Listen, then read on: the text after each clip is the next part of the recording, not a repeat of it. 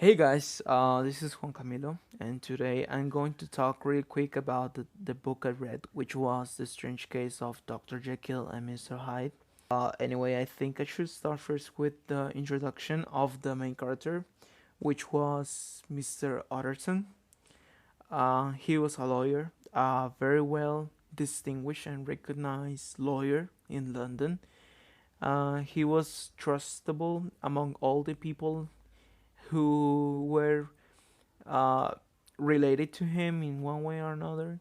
It means that all of them, I mean, all the people trust in Utterson's mind and plans because he was really smart. When it comes to his job, he was really serious. So it looked like that he knew what he was doing. So anyway, the whole story begins with a walk that Mr. Urson was doing along his friend Mr. Ainfield Sunday, and when suddenly Mr. Ainfield saw a remarkable door that reminded him a story that he lived or that he witnessed back in the days. Summarizing all the story, Mr. Ainfield told Mr. Utterson that he met a strange guy who name was Mr. Hyde. This guy, Mr. Hyde, was just walking by and then he just ran over a girl, leaving her on the ground. The girl started to scream so loud that caught all her family's attention that from a doctor and Mr. Enfield.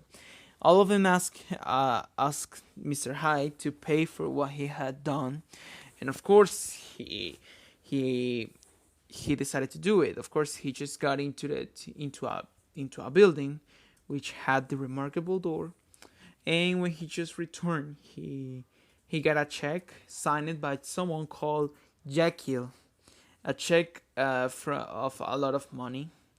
So when Mr. Enfield mentioned the name of the guy, which was Edward Hyde, Mr. Harrison decided to go back to a strong box he had. I mean, it's like a locker that he had that contained a letter from Jekyll.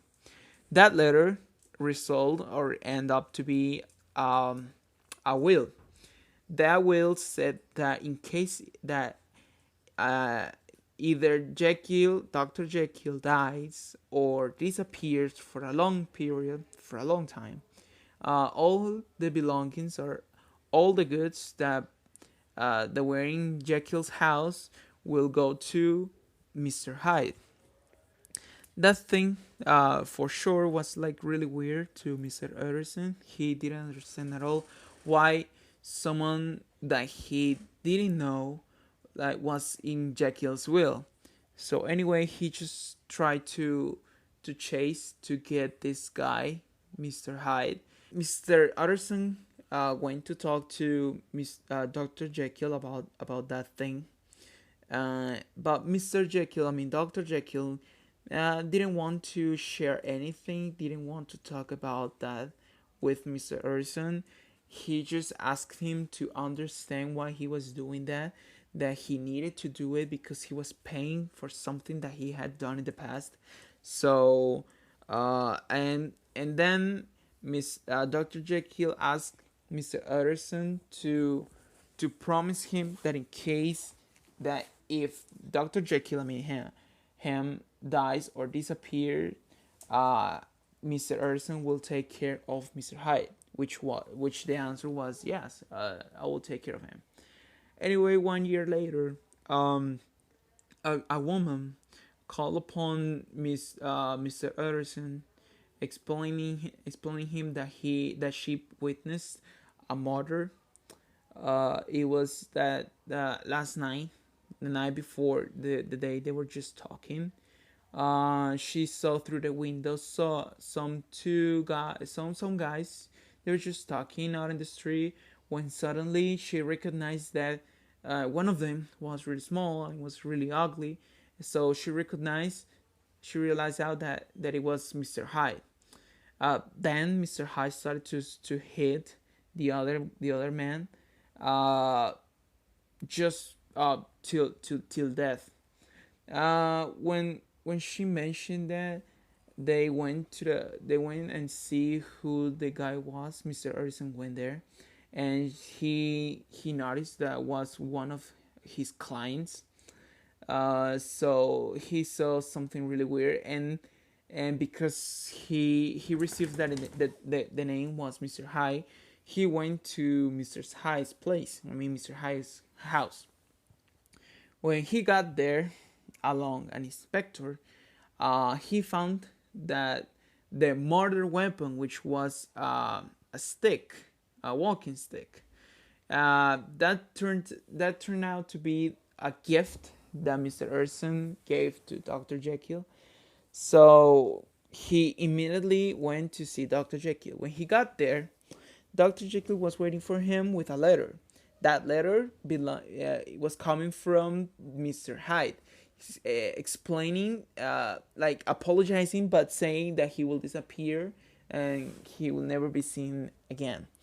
Therefore, Dr. Jekyll was some kind disappointed, but then he just gave the letter to Utterson in case that he wanted to check that out. So well, that's what basically happened. Well, after all the time that they were just spending all the time trying to chase and to look for Mr. Hyde, which was basically literally disappear from that planet. During all the time, I mean, it's like it happened to be like 2 months that Dr. Jekyll was like really happy again. He was before that, of course, he was like I don't want to say in prison in his house, but he didn't want to go out, or he didn't want to receive. There was just some certain uh, periods of times that Mr. Dr. Jekyll just wanted to retain himself within his house, and he didn't want to go out, or he didn't want to receive anyone. So after those 2 months of happiness and joyful dinners and go outs, Dr. Jekyll starts like with that routine again, which Mr. Urson was like, he couldn't understand what was happening, so he just tried to talk to him. And when he saw him, he was like he was getting older. He was like getting weak. Mr. Dr. Jekyll, of course, he was like getting all of that, and we couldn't. I mean, it's like at the first reading, it's like you can understand what's happening there. You can maybe infer what like what's the main plot, but until you finish, you cannot like infer what's happening. So after that, um, Dr. Jekyll's Bolter, whose name was Poole, went to see Mr. Urson to talk about something serious that it was concerning him, which was that he thought, I mean, Paul thought that he presence, or that maybe something was really wrong, that something terrible had happened. So Mr. Urson went to see Paul at Dr. Jekyll's house, and then Paul explained him that um, that lately, some weeks ago, he could not recognize Dr. Jekyll, because when he went to see him, or when he went to give him something that he needed, like when he was requested to do something, he could not recognize his tone of voice because he was changed. He thought that he was talking to somebody else, but Jekyll. So he was like terrified, and he just called Mr. Arson to experience all of that too. So anyway, after all of that, um, Dr. Jekyll had a friend who's called Lanyon. Lanyon, Utterson, and Jekyll were like the closest friend. They were just best friends. But Lanyon and Jekyll never wanted to see each other again because something happened between them that we don't know.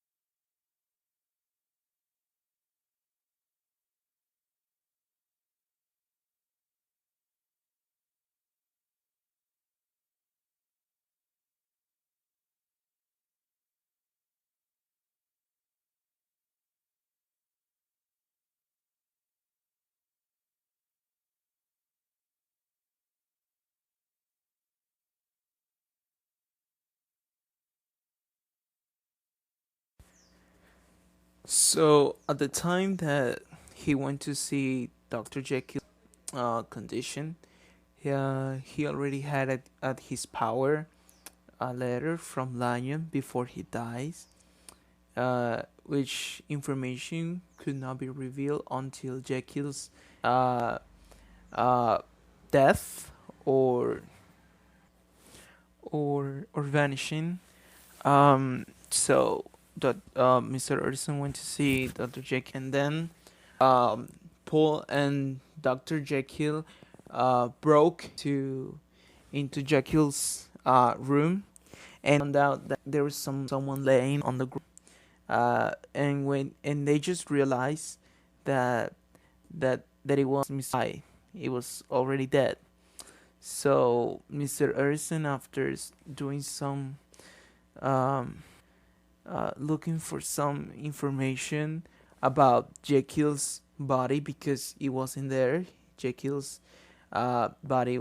It was like maybe they were just thinking if Jekyll was already dead, where he could be. I mean, it was like he was not in that room where he was. Where he was. He was just like disappeared something and he just dead. So um, Utterson tried to look for it, but he couldn't find anything but a letter, which in this case was like two things. One was the will. The will was already changed, and in case that if Jekyll dies or disappears, all the belongings will go now to Mr. Utterson. He was really shocked because he couldn't understand a thing. But when he got a letter that it was saying that in case that something happens, open only to Mr. Erson, he's like he he went to he went to he just went back to home and he tried to understand all the things by reading the two letters, one from Lanyon before he died. It was about Jekyll's case, and the second was Jekyll's letter. So, all these things happen before chapter 9 and 10, because chapter 9 it's the letter from Lion. So the book presents us a perspective from Lion about how he experienced the case, the strange case about Mr. Hyde and Dr. Jekyll. And there at the final chapter we have the confession from Dr. Jekyll, which was the reason why he was turning into someone else, which was Mr. Hyde. He explained that he wanted to divide, to separate the the good guy, the good himself. I mean, he was trying to separate the good and the evil from his personality. He wanted to stay really good as Jekyll and do anything his evil desires wanted to do, which was Mr. Hyde personality. So he created a potion, gathering some chemicals and putting it into a potion. Then uh, he just gathered some courage to drink that potion, even when he knew that maybe he will die. He just drank it up, and then he just transformed into someone else after a painful transformation. Then results that he was a little bit smaller. Maybe his hands were like hairy. He couldn't see himself that moment because there was not like any mirror in that laboratory. But when he got into his room, he noticed him as not as an ugly person. He was not really shocked about it, but he was really shocked that he changed, that the potion actually worked. So it was really wonderful because he was feeling really uh more alive. He was like he felt that he had more energy. So he wanted to stay like that way sometime. But then one night he after a night he just woke up at Mr. Hyde's house, which was a place that Jekyll uh, just rent, and he was really scared because he went to sleep. When he went to sleep, he was being Dr. Jekyll, and when he woke up, he was Mr. Hyde. That really scared him as hell because he never thought that something like that would happen. He was wondering why and how that happened. So after all these things, all this struggle that he faced, he just found out that it was like a terrible idea because Mr. Hyde was trying to get control of his body, of his all his mind, doing uh, he being violence, being a very bad guy. So Dr. Jekyll was being really afraid of his public his public figure. So summarizing all of that, because I really wanted to tell you the story a little bit. Summarizing all of that, the strange case was that Mr. Hyde and Dr. Jekyll were the same one, were the same person. That's the strange case. At first, I thought that Mr. Hyde was Dr. Jekyll's son. That's because when I saw that the will was going uh, addressed to Mr. Hyde, I thought that maybe Mr. Hyde will be Dr. Jekyll's son, and therefore he was just giving all his belongings to his son. But then it was not like that way. Dr. Jekyll was securing his belongings in case that Mr. Hyde took control of Dr. Jekyll's body for all that time. So he was just preparing himself in case of that happened because he was afraid that maybe Henry Jekyll, which was full name, will disappear for forever. So there you go, guys. That's the summarize of the book. It was really good because, well, at the end, Otter's son knew the truth. Um, Sadly, his two friends just died. Lanyon and Dr. Jekyll, they both died. But at the end, Utterson knew all the truth.